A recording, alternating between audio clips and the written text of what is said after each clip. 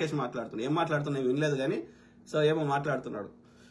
ఏమంటున్నాడు రాకేష్ జర్నలిస్టు, మీ ప్రశ్నలన్నిటికీ ఇదే సమాధానం, నేను ఎప్పుడు బాధితుల పక్షమే, బాధితుల పక్షాన్ని లేనివాడు, నేను జర్నలిస్ట్ గా ఉన్నాను. కరెక్టే, కానీ హౌ డు యూ నో ఆమె రియల్ గా బాధితురాలా కాదా మనకి ఎట్లా తెలుసు?